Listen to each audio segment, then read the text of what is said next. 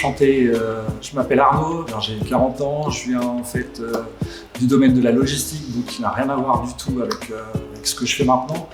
J'ai créé l'entreprise Extract Lab il y a maintenant un peu plus de 2 ans.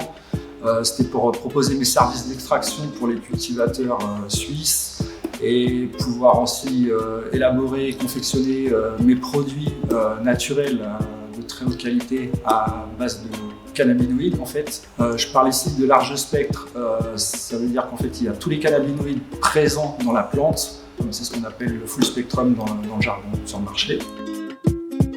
Le boom du CBD sur le marché depuis les années 2014-2015 on va dire, ici en Suisse en tout cas.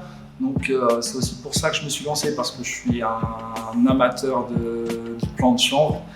Je suis un passionné autodidacte avant tout. Je me considère plus comme un alchimiste qu'un chimiste, puisque ici je fais de la transformation de matière. Je reçois la matière sous forme de matière première, donc que ce soit de la biomasse ou que ce soit du pollen pour faire les extractions. Donc moi je broie, on va dire, cette matière verte. C'est vraiment tout simplement pour optimiser mon tube d'extraction, parce que c'est une petite machine. C'est moi, eux ils m'amènent la matière, que ce soit du super trim, donc c'est tout ce qui est petites feuilles de manucure qui sont tout près des têtes, qui sont vraiment très chargées en trichomes. Dans ces trichomes-là, il y a vraiment l'essence même de la plante, tout ce qui est arôme, saveur, voilà.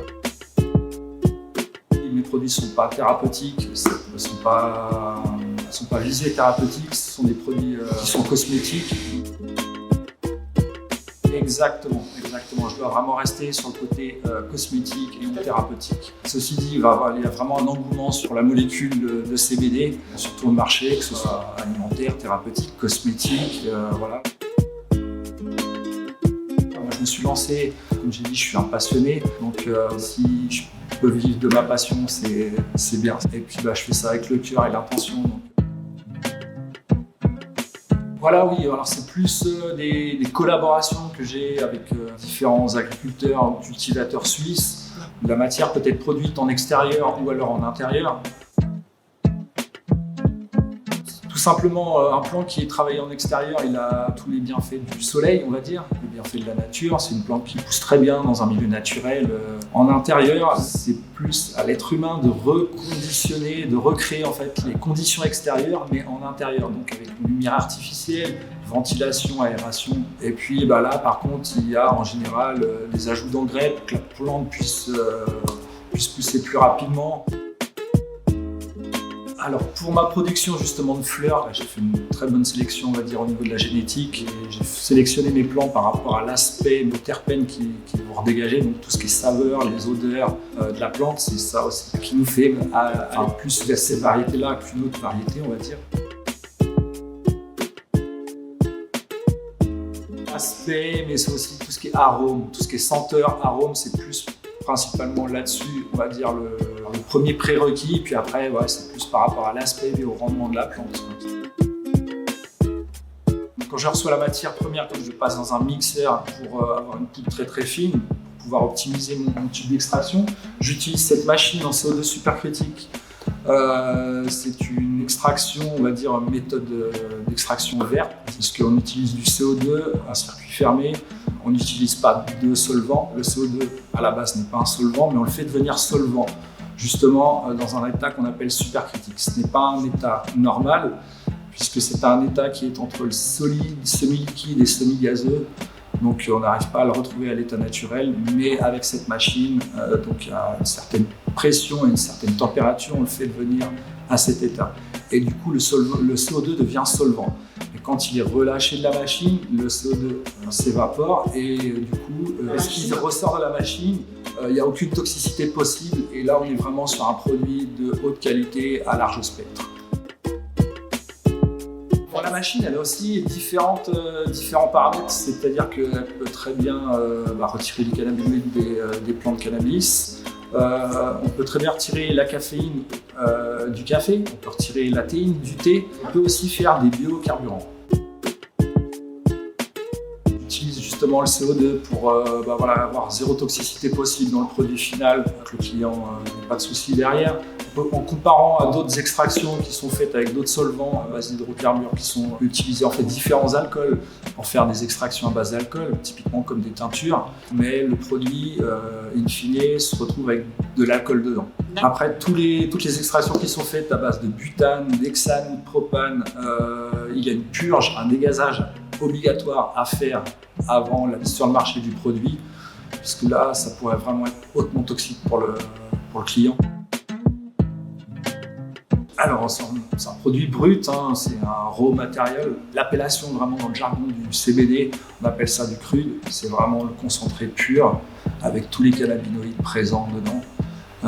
Mais ce concentré-là, je fais encore après d'autres process pour le travailler, pour arriver vraiment sur un produit de très haute qualité. Donc, pour retirer tous les indésirables, pour arriver à un produit final, comme je l'ai dit, de haute qualité. Donc, je retire tout ce qui est graisse, cire, lipides, quelques vitamines de la plante. Donc ça, c'est retiré, c'est comme ça la winterisation.